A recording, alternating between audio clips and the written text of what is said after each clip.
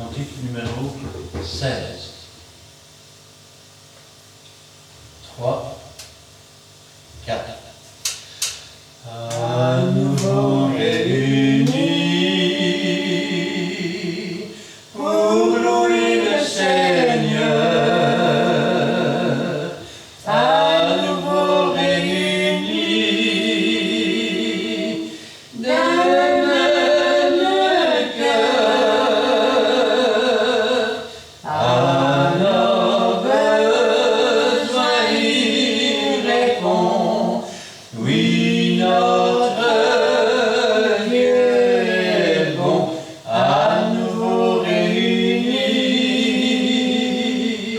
pour louer le Seigneur. À nouveau réunis pour louer le Seigneur. À nouveau réunis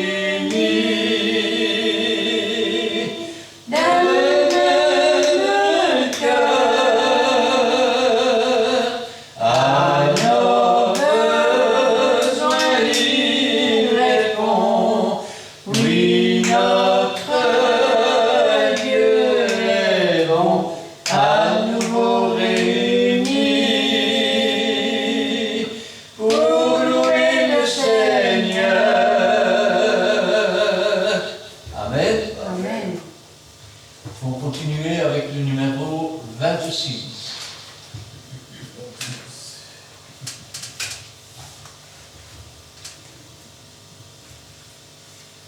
3, 4. Avec Dieu, nous ferons des exploits, car c'est lui ce qui écrase l'ennemi. Chantons et crions la victoire.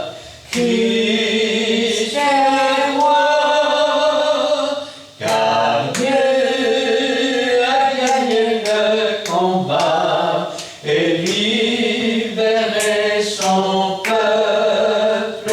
Sa parole a vaincu l'ennemi. La terre entière verra qu'avec Dieu nous ferons des exploits, car c'est lui ce qui écrase l'ennemi. Chantons et crions la victoire. Christ est roi, Christ est roi, Christ est roi. Amen.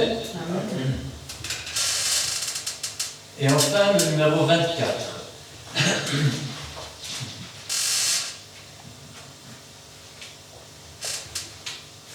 3, 4.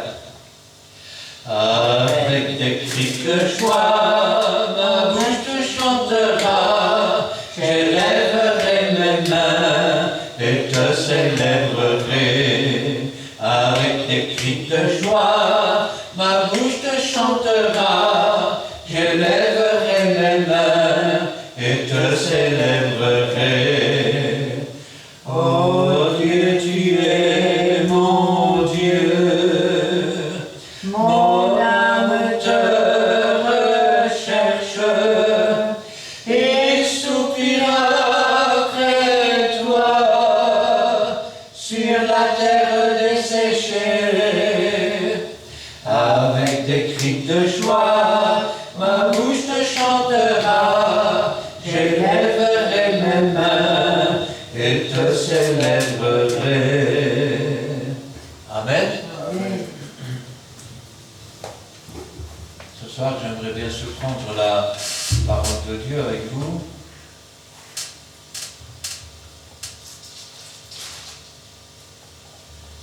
Et j'aimerais la prendre dans le premier livre aux Corinthiens,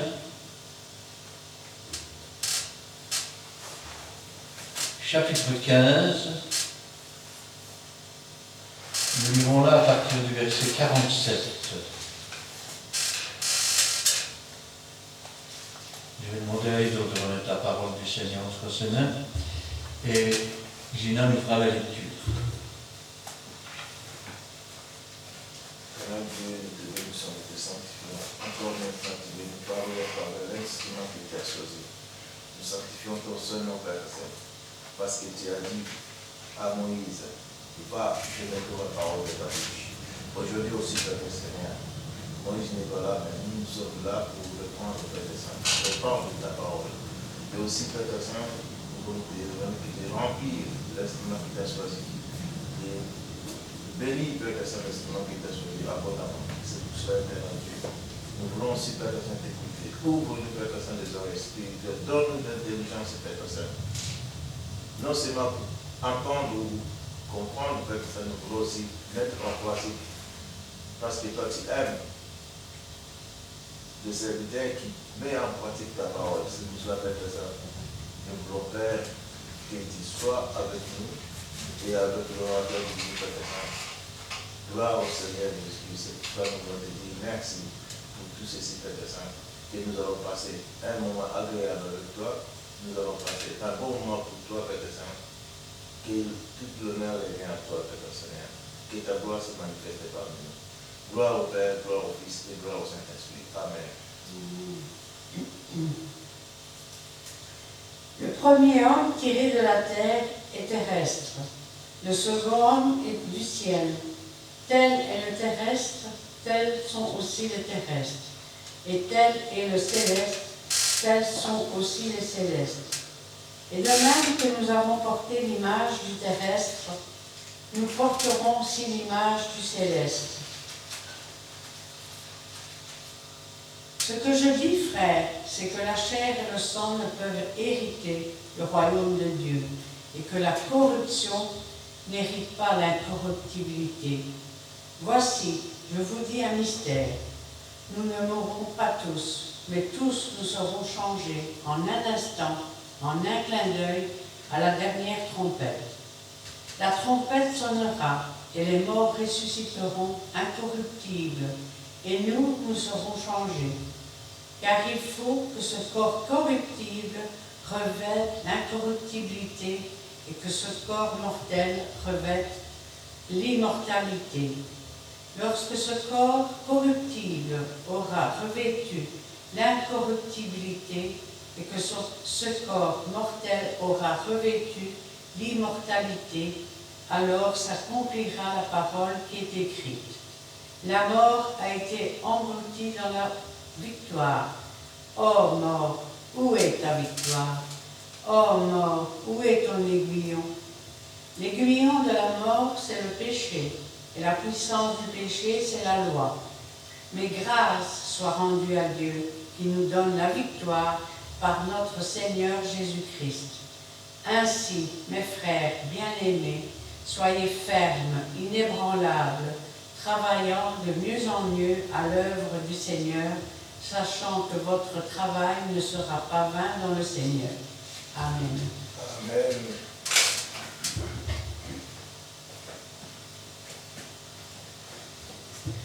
Le premier homme tiré de la terre est terrestre.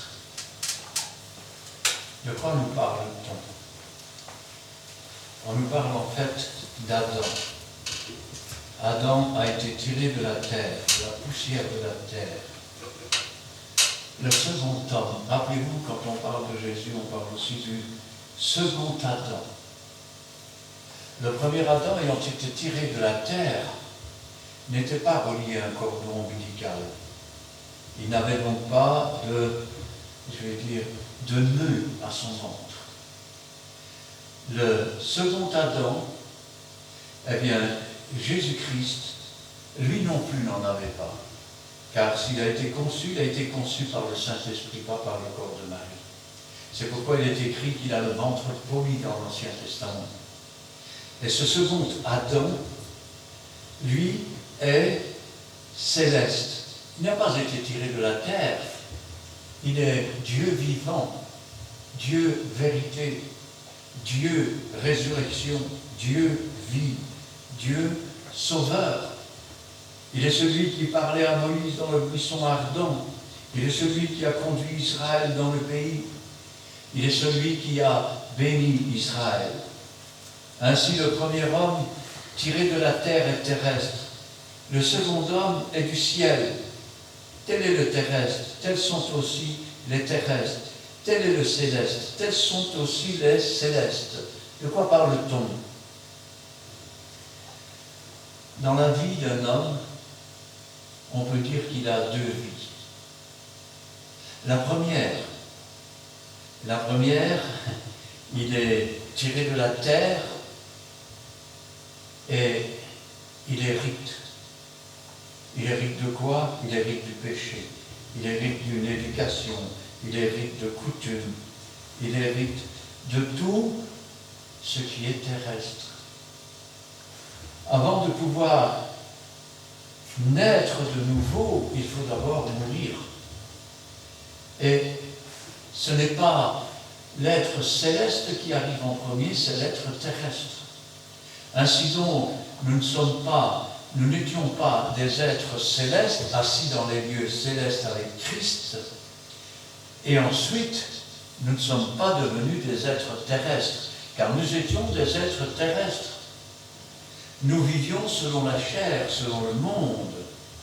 Ce qui est céleste est venu après, car pour pouvoir naître de nouveau, il faut d'abord avoir une rencontre personnelle avec Jésus-Christ. Amen. Il faut ensuite être convaincu de péché, de justice, de jugement, c'est-à-dire recevoir la révélation du Saint-Esprit. Et ensuite seulement, après avoir donné notre vie, notre cœur, notre âme à Jésus, nous commençons seulement à faire nos premiers pas en tant que convertis, c'est-à-dire en tant que repentis, on pourrait dire. Les premiers pas en tant que futurs saints. Et ce sont des pas qui se font un à la fois. Le second homme est du ciel. Tel est le terrestre, tels sont aussi les terrestres. Tel est le céleste, tels sont aussi les célestes. Et de même que nous avons porté l'image du terrestre. Oh, bien sûr, si vous regardez un chrétien, c'est toujours un être humain. Il a toujours ses deux pieds sur la terre. Il marche sur la terre comme tout le monde. Et donc, rien ne montre qu'il porte l'image du céleste. De même, celui qui est mort par ses offenses, c'est pas marqué sur son front. Pourtant, il porte l'image du terrestre. Et l'image du terrestre, c'est quoi? Le monde est comme une immense vallée. David disait la vallée de l'ombre de la mort. Pourquoi? Parce que celui qui porte l'image terrestre, eh bien, c'est celui qui est mort par ses offenses. C'est celui qui marche dans l'ombre déjà de la mort et du séjour des morts. Alors que celui qui est né de nouveau marche dans l'empreinte du Seigneur et dans la lumière de Jésus-Christ vers la vie et la résurrection. Et de même que nous avons porté l'image du terrestre, nous porterons aussi l'image du céleste. Alors bien sûr, les choses dont je viens de parler sont spirituelles, mais il y a aussi le côté charnel, le côté réel. Dans la Bible, il nous est dit, ce que je dis, frères, c'est que la chair et le sang ne peuvent hériter le royaume de Dieu, et que la corruption n'hérite pas l'incorruptibilité. Pendant que nous étions dans notre corps, nous avons péché. Et donc, le salaire du péché, c'est la mort. Lorsque nous avons accepté Jésus-Christ, nous avons reçu la rédemption de notre âme, c'est-à-dire le rachat de notre âme, c'est-à-dire la réconciliation avec Dieu, c'est-à-dire que la parole de Dieu et la puissance du Saint-Esprit qui convainc nous a permis et nous a donné le pouvoir et la possibilité, selon toujours le libre arbitre, de devenir des enfants de Dieu. Non nés de la chair ou de la volonté de l'homme, ou la volonté de la chair ou du sang, mais de Dieu lui-même. Car quand nous nous sommes approchés de Jésus, c'est parce que Dieu lui-même nous a attirés. Nous devons cependant faire attention, parce que parfois j'ai entendu certaines choses qui m'ont fait peur. Peur non pas pour moi, mais quand j'entends dire que parce que la chair et le sang n'héritent pas le royaume des cieux, je fais ce que je veux de ma chair, alors là ça peut être grave. Parce que n'oublie pas que le salaire du péché c'est la mort, et que les actes sont le reflet d'un péché qui existe déjà dans le cœur. C'est ce que Jésus disait, si tu as de bonnes choses dans ton cœur, tu tireras des bonnes choses de ton cœur ou de ton trésor. Si tu as des mauvaises choses, tu vas en tirer de mauvaises. Quand tu souilles ta chair ou que tu pêches dans ta chair, n'oublie jamais que c'est ton âme qui est souillée. La chair n'héritera pas le royaume des cieux. Pourquoi? Parce que cette chair n'a pas reçu la rédemption. Elle ne la recevra jamais. Oh, je sais, messieurs les témoins de Jéhovah, la vie se trouve dans le sang. Mais le sang n'est pas la vie. Le sang n'est pas la vie. Et la vie n'est pas le sang. Car si la vie se trouve dans le sang, il faut bien qu'elle se trouve quelque part. Et ce que je suis en train de vous dire, c'est que la chair et le sang ne vont pas monter au ciel. Ils ne recevront jamais la rédemption. La chair va pourrir.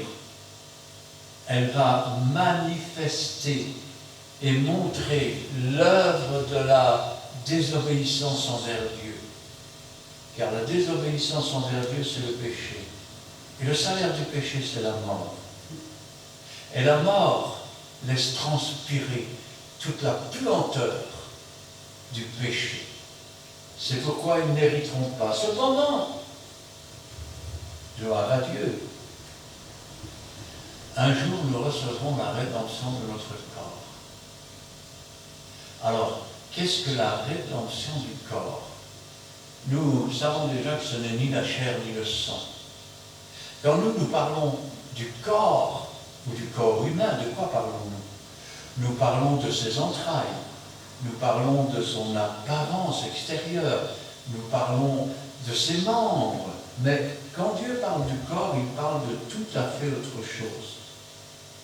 Il parle du corps comme d'une semence. Ainsi, le corps est semé, et ce n'est pas une réincarnation, messieurs les bouddhistes. Ce corps est semé, et il, le même corps, ressuscite. D'ailleurs, certains ressusciteront pour la vie, et d'autres pour le jugement. Ça veut dire qu'au départ, l'homme a été créé pour vivre éternellement. Et que ce corps va ressusciter, que vous le vouliez ou pas, que ce soit pour le jugement ou que ce soit pour la vie avec Christ. Alors, petite parenthèse, j'ai entendu un jour un pasteur, je ne citerai pas son nom parce que ça ne se fait pas, mais j'ai eu des enregistrements à la maison de toute façon, qui disait, j'ai entendu un tel qui disait qu'il n'irait pas au paradis parce qu'il va se faire brûler. Mais Dieu n'a pas besoin de votre corps. Alors le corps est semé. Il est comme une semence. Ce qui est mis en terre, peut-être n'est-ce qu'un simple grain de blé ou autre chose. Mais ça ne reflète pas la gloire de ce qui va pousser. Et si cette semence ne meurt pas, écoutez bien, si cette semence ne meurt pas, elle ne peut pas donner vie à cette forme de résurrection. Si la chenille n'entre pas dans le cocon, et si elle ne se laisse pas former dans le cocon, elle ne pourra pas sortir en papillon. De même, si nous, l'Esprit de Christ n'habite pas en nous, et si nous ne nous laissons pas former, car notre vie est cachée avec Christ, elle est scellée par le Saint-Esprit, comme fermée. Ce sont des choses qui ne se voient pas. qui ne doivent pas se dire qu'ils doivent se voir. Ils doivent se voir dans les œuvres, et qu'ils doivent se voir dans l'attitude, dans les paroles, dans le maintien, dans toutes ces choses. Si l'Esprit de Christ n'habite pas en nous, Dieu ne rendra pas la vie à nos corps mortels par son Esprit. Oh, encore un pentecôtiste. Oui, mais un pentecôtiste d'en haut. Qu'est-ce qu'un véritable pentecôtiste? On pourrait se poser la question, non? Alors, un pentecôtiste, c'est quelqu'un qui obéit à Dieu, car Dieu donne le Saint-Esprit à ceux qui lui obéissent. Amen. Un pentecôtiste, c'est quelqu'un qui demande, car Dieu donne le Saint-Esprit à ceux qui lui demandent. Et un pentecôtiste, c'est quelqu'un qui marche selon la lumière et la parole de Dieu. Beaucoup ont usurpé ce titre de pentecôtiste, mais ils sont de la Pentecôte d'en bas, et leur Pentecôte est charnelle. Elle est morte, elle est misérable. La véritable Pentecôte, c'est celle qui donne la vie, c'est celle qui ressuscite, c'est celle qui, jour après jour, fait pousser cette foi qui a commencé comme aussi une toute petite graine, la plus petite, une graine de sénévé, de moutarde, et qui doit grandir jour après jour pour devenir un véritable arbuste comme le buisson ardent, avec la puissance et le feu du Saint-Esprit, afin que les oiseaux du ciel, ceux qui sont destinés à aller au ciel, viennent se mettre sous ses branches. Eh oui. Voici, je vous dis un mystère. Qu'est-ce que c'est qu'un mystère? Mystérieux signifie caché. Mystérieux signifie quelque chose dont on n'a pas véritablement la clé de l'énigme. Je vous dis un mystère. Nous ne mourrons pas tous. Donc c'est déjà plus un mystère. Puisque nous savons maintenant qu'au jour de l'enlèvement de l'Église, nous ne mourrons pas tous. Amen. Quand allez-vous ouvrir vos oreilles? Le soleil de justice, c'est l'époux. La lune, c'est l'épouse. La lune se change en sang. Et les deux témoins sont égorgés, là même où leur Seigneur a été crucifié, comme les deux églises, comme les deux chandeliers, comme les deux oliviers. Vous savez, le brin d'olivier que la colombe apporte, et qui est la preuve que la vie est revenue sur terre, la preuve que Jésus-Christ, la vie et la résurrection est revenue sur terre, ce sont ces véritables enfants remplis du Saint-Esprit. Nous sommes les branches d'olivier. Amen. Eh oui, et quand il dit nous ne mourrons pas tous, ce qui veut dire que certains vont échapper. Mais tous, nous serons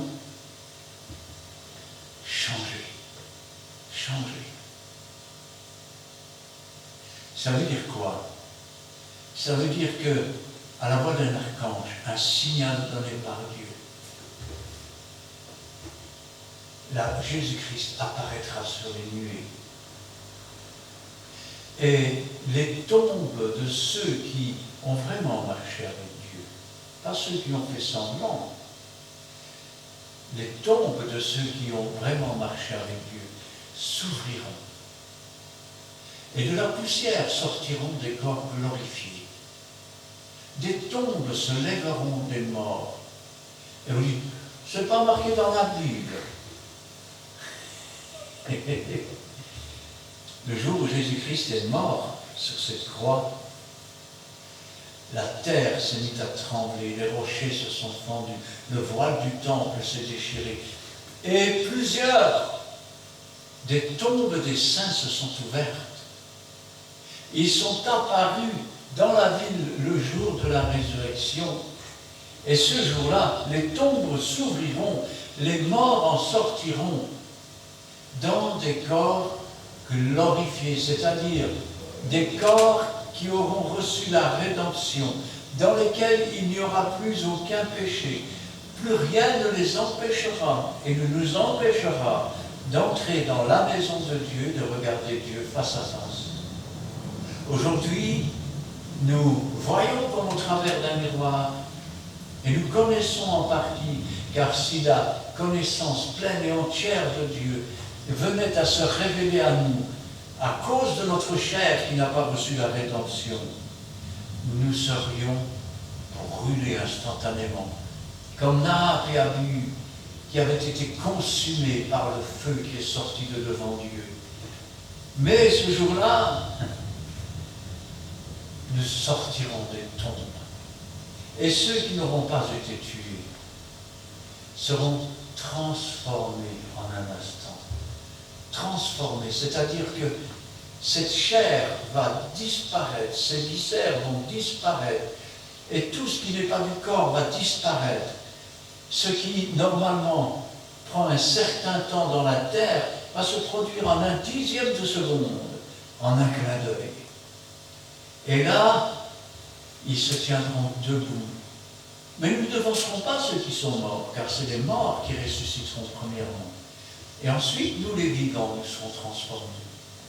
Et vous savez quoi? Comme Jésus a été enlevé au ciel, nous partirons à la rencontre du Seigneur, pour être toujours avec le Seigneur, pour être toujours. Amen. Il n'y aura plus de fin, c'est la ligne d'arrivée. Voici, je vous dis un mystère, nous ne mourrons pas tous, mais tous nous serons changés. En un instant, en un clin d'œil, à la dernière trompette, messieurs. Vous voudriez bien que nous partions à la troisième trompette ou à la quatrième trompette? Comme ça, quand on part, l'Antéchrist peut venir, mais ce n'est pas le cas. Vous verrez l'abomination de la désolation établie là où elle ne doit pas être. En un instant, en un clin d'œil, à la dernière trompette, la trompette sonnera et les morts ressusciteront incorruptibles. Vous savez ce que c'est qu'incorruptible? C'est quelque chose qu'on ne peut pas acheter, c'est quelque chose qu'on ne peut pas souiller, c'est quelque chose qu'on ne peut pas modifier. Quand vous avez une personne incorruptible, vous pourriez lui offrir tous les royaumes du ciel, comme Satan a essayé de l'offrir à Jésus. Mais il vous dira, tu adoreras le Seigneur ton Dieu, lui seul. Amen. Eh oui, car c'est la victoire de Christ que nous partageons. Car il faut que ce corps corruptible revêt l'incorruptibilité. Alors, vous savez, moi, il y a toujours une chose qui me choque dans les prédications, qui me choque quand j'entends parfois certains pasteurs. Quand on dit que nous allons recevoir la rédemption de nos corps, vous vous attendez à un corps glorifié, vous vous attendez à un corps sans péché, pur, sans tâche. Alors pourquoi quand on dit que vous avez reçu la rédemption de votre âme, parlez-vous d'une âme qui est toujours souillée? Jésus-Christ n'a-t-il pas porté tous vos péchés? Amen. Celui qui marche selon l'esprit ne pêche point. Tout disciple accompli est semblable à son maître. Mais Jésus n'a jamais péché, que je me rappelle. Ce qui veut dire que quand nous recevons la rédemption de notre âme, nous recevons le pardon complet pour notre âme. Et à force de croire que de toute façon vous pécherez toujours, vous vous écartez de Dieu, vous écoutez la voix du diable qui dit « Mais non, Dieu n'a pas dit cela, vous ne mourrez pas. Mais Dieu sait que vos yeux vont s'ouvrir. Seulement à la résurrection des morts, serez-vous une vierge folle ou une vierge sage? Si vous êtes prêts, vous entrerez. Si vous n'êtes pas prêts, vous n'entrerez pas. » Certains pensent que Dieu tarde, mais Dieu ne tarde pas, il prend patience. Car il veut que tous nous parvenions à la connaissance de sa parole. Vous savez, quand on parle dans la Bible, je vais dire, de connaître une femme, on parle d'un rapport tendre, d'un rapport d'amour, d'un rapport de sexe. Eh oui, là où l'infini, l'autre commence, etc. Quand on parle de connaître la parole de Dieu, c'est-à-dire la manger, c'est-à-dire la méditer, c'est-à-dire la mettre en pratique, afin que, comme dit l'apôtre Paul, ce n'est plus moi qui vis, c'est Christ qui vit en moi. Afin que Christ soit vraiment en nous, afin que le Saint-Esprit établisse vraiment son temple à l'intérieur de nous, car c'est une condition à la résurrection. Car il faut que ce corps corruptible revêt l'incorruptibilité et que ce corps mortel revêt l'immortalité. Conception très difficile à comprendre. Pourquoi? Parce que j'achète une nouvelle voiture et puis au bout de X années, elle devient obsolète. Elle a fini son temps. J'achète des meubles et au bout de X années, ils ont fini leur temps. J'achète un appareil ou même une lampe et au bout d'un certain temps, elle a fini sa vie, comme on dit. Et puis nous voyons les êtres humains qui meurent, les animaux qui meurent de vieillesse. Alors, la conception de l'immortalité est difficile à comprendre pour l'être humain. C'est le Saint-Esprit qui donne à comprendre. Et quand le Saint-Esprit donne à comprendre, alors nous savons que quand nous entrons dans ce que Dieu appelle l'immortalité, nous entrons dans le temps. On pourrait dire que c'est une nouvelle dimension. Comme Dieu qui va dans le passé, qui va dans le présent, qui va dans le futur. Avant qu'Abraham fût, je suis. Il n'a pas dit j'étais, je suis. Il est de tous les temps. Il est omnipotent, omniprésent. Et ce jour-là, nous connaîtrons comme nous avons été connus. C'est-à-dire que nous aurons cette faculté aussi d'aller dans tous les temps. Ce jour-là, vous entrerez dans ce royaume. Vous croiserez un homme que vous n'avez jamais vu, puisqu'il est mort il y a des siècles et des siècles. Et quand vous le verrez, vous ne saurez pas expliquer pourquoi, mais vous pourrez lui dire « Bonjour Abraham ». Parce que vous le reconnaîtrez. Vous savez, c'est comme quand vous avez une vision où vous voyez Jésus. Jésus ne montre son visage à personne. Vous ai-je montré un visage lorsque je suis venu à vous, c'est marqué dans la Bible. Mais je peux vous dire que vous ne pouvez pas expliquer comment, mais vous savez que c'est Jésus.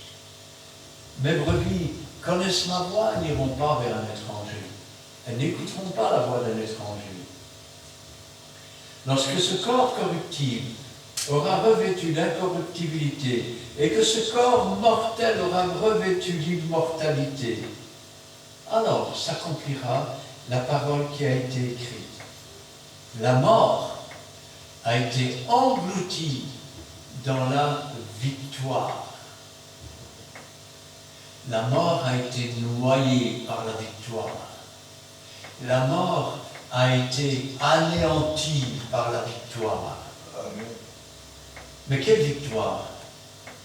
La victoire de Jésus-Christ sur la croix du Calvaire, où sans effusion de sang, il n'y a point de pardon.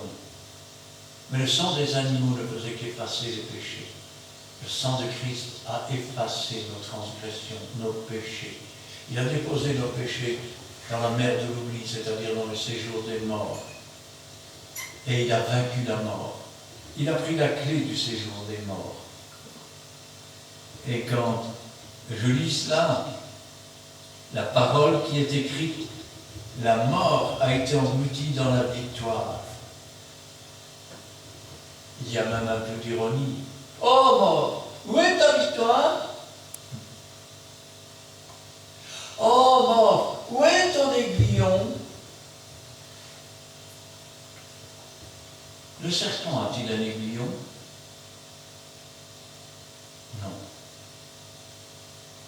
Le serpent, il a deux dents qu'on appelle des crochets avec des venins. Qui a un aiguillon dans le désert? Le scorpion.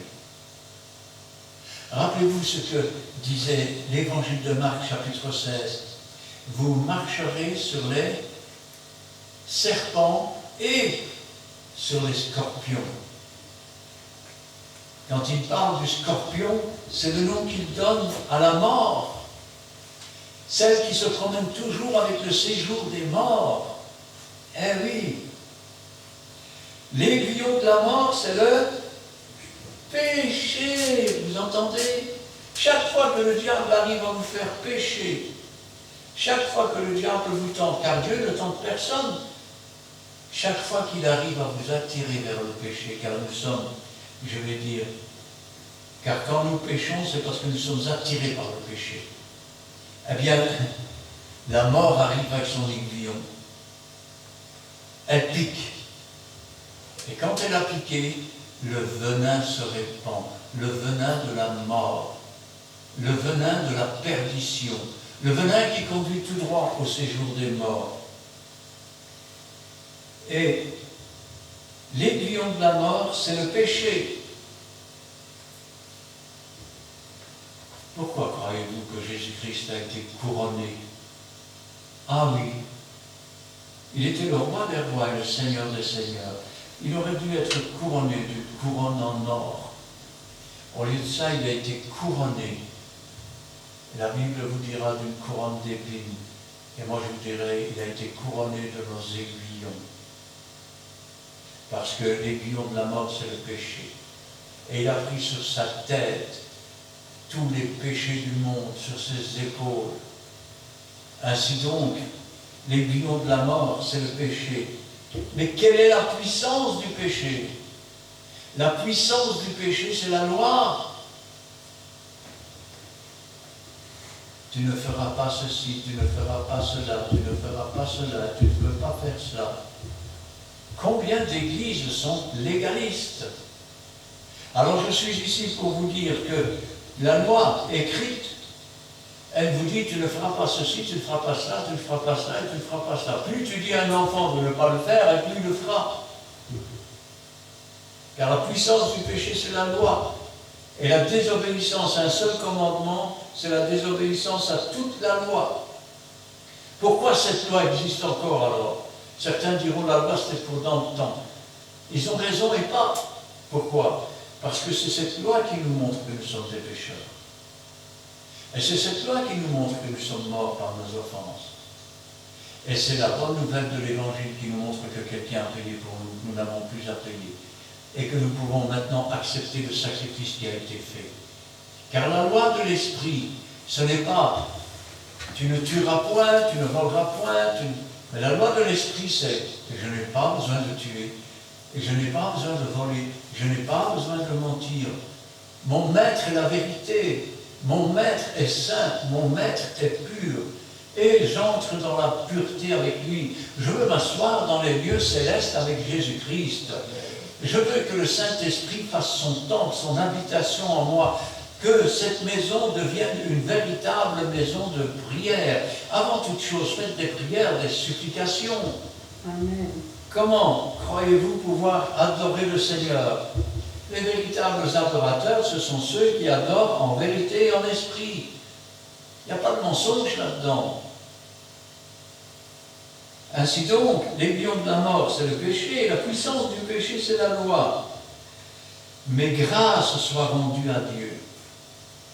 Car si la puissance du péché, c'est la loi, la puissance de la grâce, c'est la délivrance. Il renvoie libre les opprimés.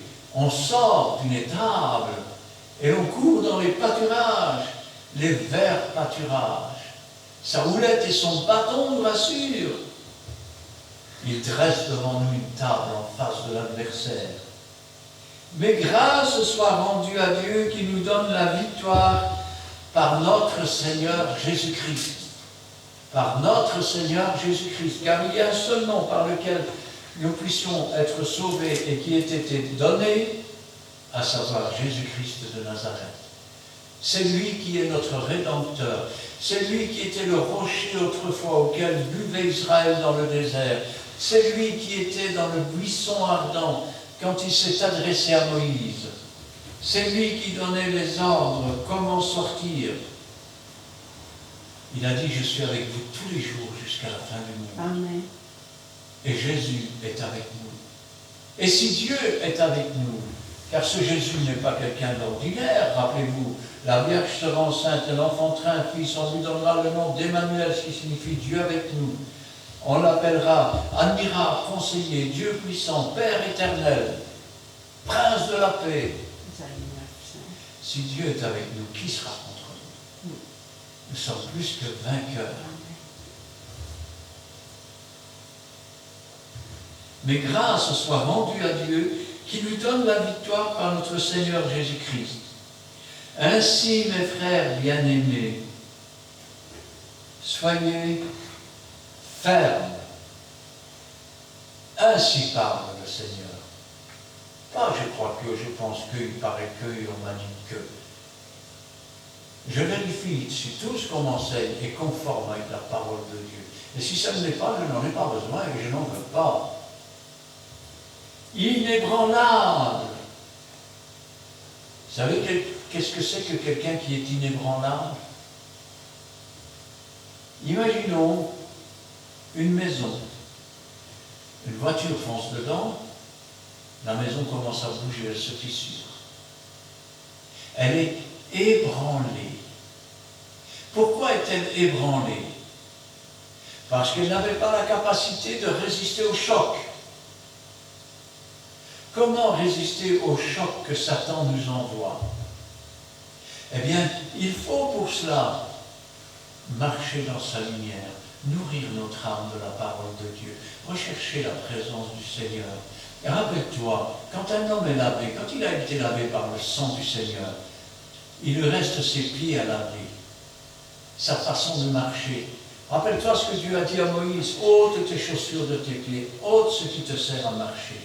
Tu as marché avec ta religion, tu as marché avec ta philosophie, tu as marché avec ta politique, tu as marché avec ton éducation, tu as marché avec tes coutumes. Laisse tomber tout cela. Tu n'es plus un terrien. Tu es un concitoyen de la cité céleste. Et dans les concitoyens de la cité céleste, il n'y a pas de noir, il n'y a pas de blanc, il n'y a pas de jaune, il n'y a pas de juif, il n'y a pas de grec. Nous sommes tous des enfants du Père. Inébranlable. Imaginez la même maison, la voiture fonce dedans et la maison n'est même pas égratignée. Ça veut dire qu'elle a été inébranlable. Ça veut dire que le diable va essayer par tous les moyens de vous détruire. Mais si vous êtes droit avec Dieu, si vous marchez dans la sanctification, si vous recherchez l'Esprit de Dieu, si vous obéissez à tout ce que Dieu vous demande, et quand vous ne pouvez pas obéir, si vous reconnaissez devant Dieu votre faiblesse, si vous reconnaissez vos péchés, si vous demandez pardon, et si vous demandez au Seigneur et que vous désirez vraiment être délivré de ces choses, croyez-moi, Jésus-Christ est celui qui fait tomber les fers et qui brise les chaînes. Il est celui qui est, qui était et qui vient. Travaillant, non pas de plus en plus vite. Vous ne seriez pas arrivé sur la ligne d'arrivée alors que vous n'êtes encore qu'au premier pas après la ligne de départ.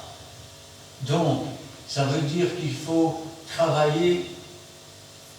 Imaginez un petit peu une femme qui est en train de faire un tissage. Car c'est ce que Dieu fait avec nous. Il nous tisse. Alors, comme on voit au travers d'un miroir, ou comme on est de l'autre côté de la toile, on ne comprend pas toujours bien ce qui se passe. Il y a un fil qui pend par ici, un fil qui pend par là. Tiens, on a coupé un autre fil là-bas qui a disparu. Mais ce qui compte, ce n'est pas le dos du tableau. Ce qui compte, c'est quand on va le retourner. Et quand est-ce que Dieu va retourner cela? C'est à la résurrection des morts. Parce qu'alors, nous verrons face à face. Car alors, c'est comme quand on retourne ce tableau qui finalement, on a une image, mais floue de ce qui peut y avoir derrière, et c'est là qu'on se rend compte de la merveille, de la beauté, de la puissance de Dieu. C'est là que, si on était toujours dans notre chair, on serait consumé par le feu et la puissance de Dieu. Mais là, nous serons remplis d'amour, rempli de reconnaissance, rempli de bonté.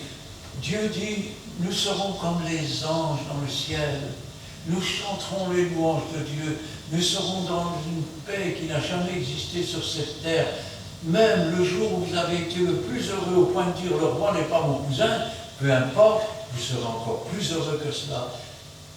Mais vous ne pouvez pas l'être dans cette chair à ce point-là.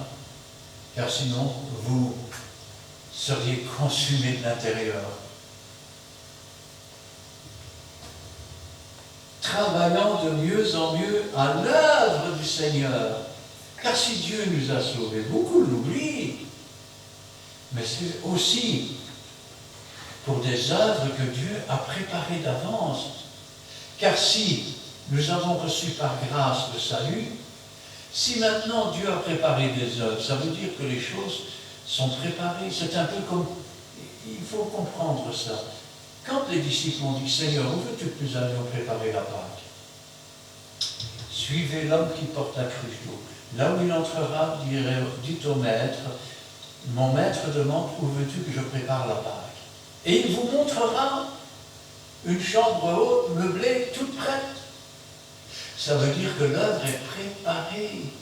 Tout ce que vous avez à faire, c'est d'entrer, de vous asseoir dans cette œuvre et de faire ce que Dieu vous demande, sachant que tout est déjà préparé, la victoire est déjà préparée. Car si vous ne cherchez pas la volonté de Dieu, vous ne ferez pas les œuvres que Dieu a préparées. Vous penserez avoir bien fait alors que vous aurez mal fait. Vous penserez avoir fait l'œuvre de Dieu alors que vous aurez fait l'œuvre préparée par le diable pour vous tromper. C'est à cela que ça sert le Saint-Esprit, à conduire dans toute la vérité et à montrer les choses. Quand je pense à cela, je me dis, Seigneur, rappelez-vous ce que l'apôtre Paul disait un jour. Je fais le mal là où je voudrais faire le bien. Et je ne fais pas le bien là où je voudrais le faire. Rappelez-vous ce que dit l'Ancien Testament. Leurs plus belles œuvres ne servent à rien, c'est un linge souillé devant Dieu. Les œuvres que Dieu a préparées d'avance, ça ce sont les œuvres qui sont pures, qui sont parfaites, qui nous sont destinées afin que nous recevions des récompenses. Car si l'œuvre de quelqu'un demeure, il recevra sa récompense. Mais si l'œuvre de quelqu'un est détruite, alors il sera sauvé pour lui-même, mais comme au travers du feu. Inébranlable, travaillant de mieux en mieux à l'œuvre du Seigneur, de mieux en mieux. Vous savez, imaginons que vous vouliez devenir un véritable artisan. Imaginons un tailleur de pierre. Vous savez, Dieu fait de nous des pierres vivantes. Et avec ces pierres vivantes, il fait un édifice qui est scellé par, non pas le ciment, mais le Saint-Esprit. Et imaginons que vous vouliez devenir tailleur de pierre. La première pierre qu'on va vous donner dans les mains, elle n'aura peut-être pas beaucoup de valeur. Parce qu'on sait que votre burin sera maladroit. On sait que vous n'y arriverez pas. Alors, vous allez rechercher les instructions dans le mode d'emploi. Le mécanicien regarde le mode d'emploi avant d'ouvrir le capot d'une voiture. Le maçon regarde le plan qui a été établi avant de commencer ses fondations et avant de mettre ses égouts. L'électricien regarde le plan avant de mettre l'électricité. Et le charpentier regarde le plan. Car de ces plans dépendent toute la structure et la solidité et le fait que la construction soit inébranlable ou pas. Nous avons un plan merveilleux pour l'homme. C'est la Bible. C'est le mode d'emploi. C'est le livre de données techniques pour le chrétien. Travaillant de mieux en mieux à l'œuvre du Seigneur, sachant que votre travail ne sera pas vain dans le Seigneur. Vous savez, Je me souviens de l'histoire d'un homme. Tous les dimanches, il allait sur les marchés. Oh, pas pour aller au marché, non. Il prenait des traités avec lui, il distribuait des traités. Il a fait ça pendant près de 20 ans. Et un jour, il en a eu marre. Il dit, j'en ai marre, de toute façon, ça sert à quoi? On ne voit pas le résultat. Ça ne sert à rien. Alors, on n'y est plus allé. Et pendant peut-être un an, le dimanche, il assistait aux réunions, puis rentrait chez lui. Il ne voyait plus l'intérêt. Jusqu'au jour où un homme est monté sur la tribune. Et il a commencé à dire qu'un jour, il était arrivé sur un marché et qu'un monsieur lui avait donné un traité. Et il montre le traité. Au début, dit-il, je l'ai mis dans un tiroir. Il était sous la feuille qu'on met généralement dans le fond des tiroirs. Et il est resté là pendant très longtemps. Et puis un jour, j'ai été dans la misère. Et sans vouloir, j'ai changé les feuilles qu'il y avait dans mes tiroirs et je suis tombé là-dessus. Et c'est comme ça que j'ai commencé à chercher le Seigneur. Je peux vous dire que le dimanche suivant, ce monsieur était retourné sur le marché avec ce traité. Ne méprise pas les faibles commencements. Ne méprise pas les œuvres que le Seigneur te donne. Car s'il te le donne à faire et s'il te le met à cœur, c'est simplement qu'il veut que tu participes à son œuvre. Certes, ce ne sera pas toujours gai. Quand on dit qu'il faut prêcher l'Évangile en toute occasion, bonne ou mauvaise, ce qui veut dire qu'il y aura parfois des tribulations, qu'il y aura parfois, je vais dire, des choses qui se passeront, qui ne seront pas agréables. Rappelle-toi toujours les paroles du Seigneur. Heureux serez-vous lorsqu'on vous maltraitera, lorsqu'on dira faussement toutes sortes de mal à cause de mon nom. C'est ainsi qu'on a traité les prophètes qui étaient avant vous. Rappelle-toi toujours les disciples qui sont partis tout joyeux, contents d'avoir été trouvés dignes d'être battus pour le Seigneur Jésus-Christ. Ainsi, ton travail ne sera pas vain dans le Seigneur. Dieu ne prépare pas des œuvres uniquement pour s'amuser comme ça. Non, c'est un travail qui n'est pas vain. Si les 12 apôtres n'avaient pas, je vais dire, continué à propager la parole, à ouvrir des endroits, à enseigner, aujourd'hui le monde entier serait un monde de païens. Plus personne ne connaîtrait Dieu. Mais Dieu avait préparé. Et dis-toi qu'à chaque persécution, l'Église grandit. Dans l'Ancien Testament, quand on dispersait une Église et qu'on se disait, ça y est, on est débarrassé, eh bien tous ceux qui avaient été dispersés allaient s'installer dans d'autres villes et il s'ouvrait 6 ou 7 églises. Dieu multiplie souvent dans la difficulté. Dis-toi que quand il y a des difficultés, quand il y a de l'opposition, quand il y a, je vais dire, même de l'oppression ou tout ce que tu peux imaginer, dis-toi bien que le diable se déchaîne toujours quand il a peu de temps. Car il sait qu'il en a pour peu de temps, alors il se déchaîne. Il sait qu'il a perdu, mais il essaie quand même de ravir la victoire. Alors dis-toi que, quoi qu'il arrive, ton travail ne sera pas vain. Pourquoi? Parce qu'il est fait dans le Seigneur. Faites toutes choses comme pour le Seigneur et non pour les hommes. Et alors un jour tu pourras dire, comment rendrai-je à l'Éternel tous ces bienfaits? Comment pourrais-je lui rendre? Et la seule façon que tu puisses lui rendre, c'est de t'offrir toi-même.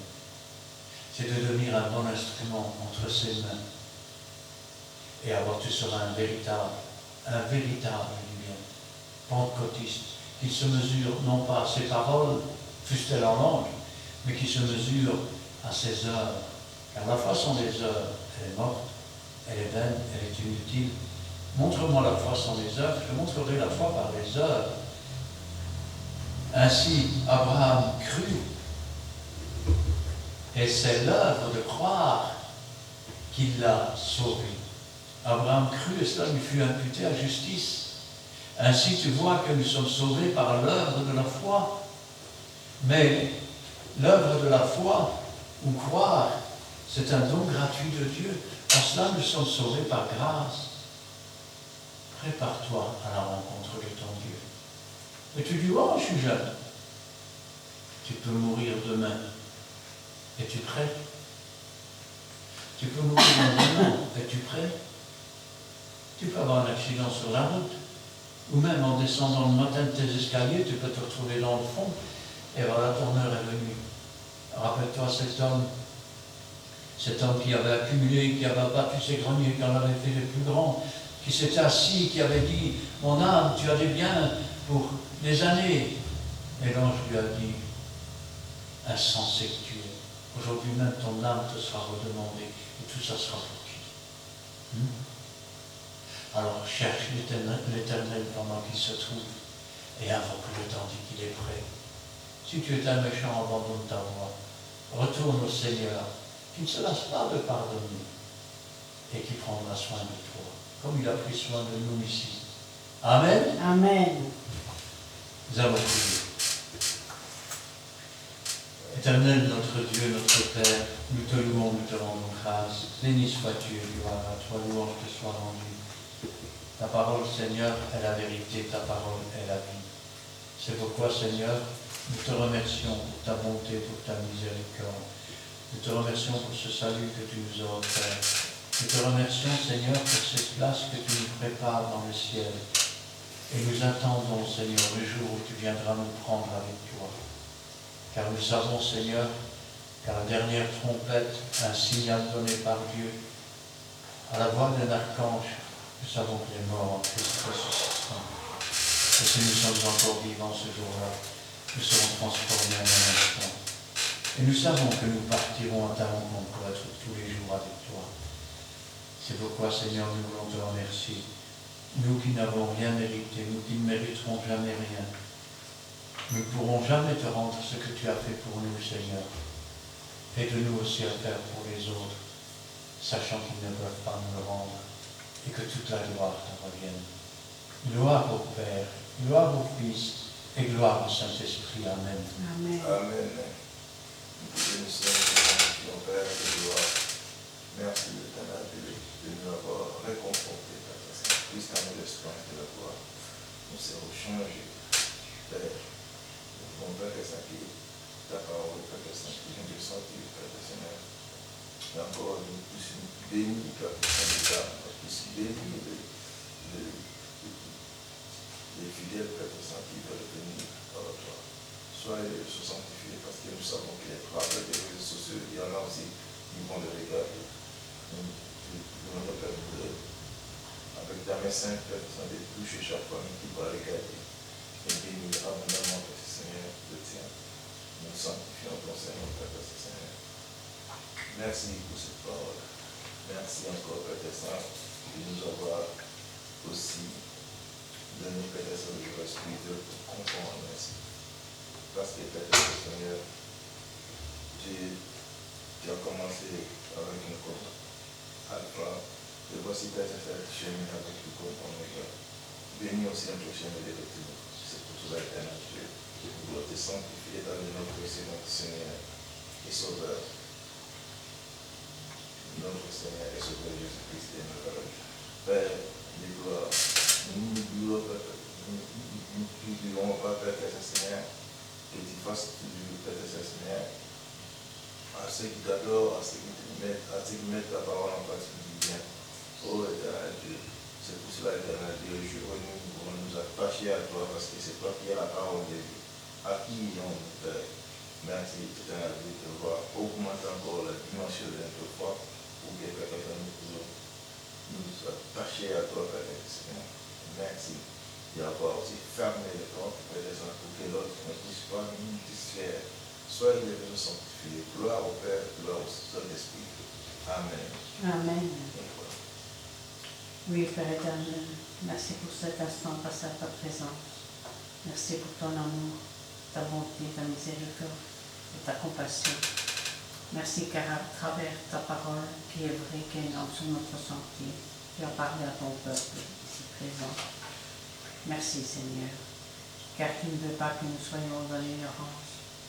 Et c'est pour ça que tu nous parles, tantôt d'une façon, tantôt d'une autre, car tu es notre Père et nous sommes tes enfants.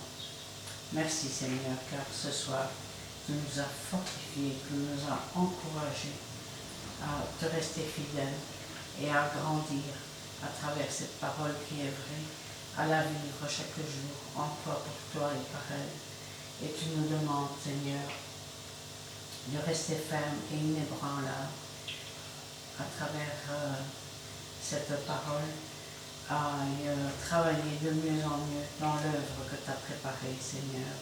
Oui, nous le voulons, Seigneur, car nous t'aimons et nous voulons accomplir ta volonté et faire ce que tu nous demandes, oh mon Dieu. Car nous voulons te rester fidèles, Seigneur, et respecter tes lois, les méditer, Seigneur, jour et nuit, Seigneur, et les mettre en pratique, Seigneur, afin, Seigneur, d'être, Seigneur, dans la vérité, afin, Seigneur, de mériter cette place que tu nous prépares dans ton ciel, au ciel de gloire.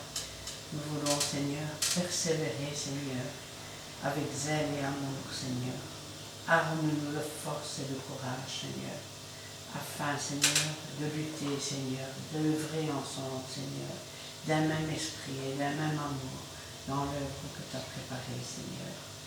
Agis, Seigneur, sur ton peuple réuni devant toi, sur chaque famille représentée ici. Nous voulons, Seigneur, être vrais devant toi et que la puissance de ton Saint-Esprit se manifeste en nous, qui brûle en nous tous les interdits cachés, afin que nous puissions être vrais devant toi. Merci, Seigneur, pour tout. Merci, Seigneur, car ce soir, tu nous as donné encore, Seigneur, de la force, Seigneur, pour lutter, Seigneur, ensemble, Seigneur, dans cette œuvre. Gloire te soit rendue, ô mon Dieu, car tu es un Dieu merveilleux. Tu es l'admirable, Seigneur, tu es le conseiller, et en toi, Seigneur, nous avons confiance, ô mon Dieu. Veille, Seigneur, sur nos familles respectives, sur nos enfants. Je te remets au trône de ta grâce toutes tes demandes, tes prières et les cas spéciaux, ainsi que les prières cachées au fond de notre cœur. Agis dans le cœur de tous ceux qui sont rebelles à ta parole, et gloire te soit rendue, dans le beau nom de Jésus-Christ. Amen. Amen. Amen. Amen. Eh bien, nous pouvons terminer avec le cantique numéro du cœur 21. Ça, c'est pas Non, 21. Ah, oui. Ah, 171 Oui, après. Après, alors.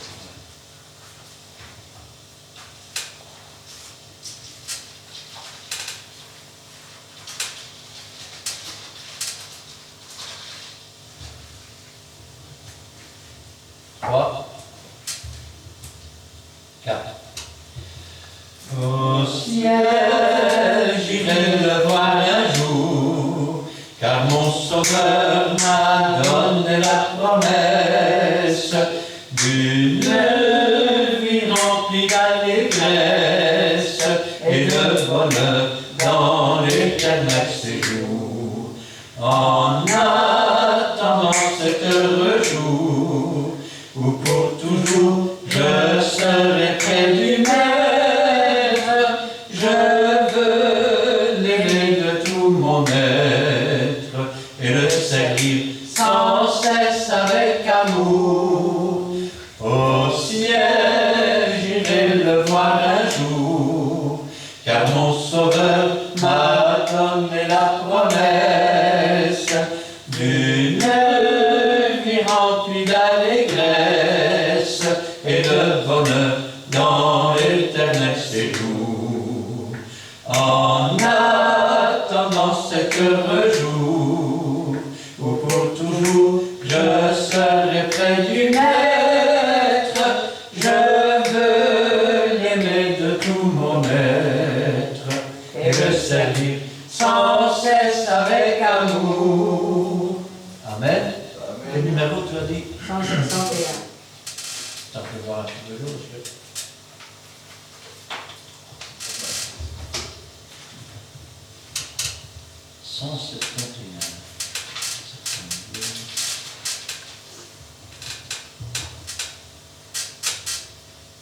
Chœur 171. 3, 4.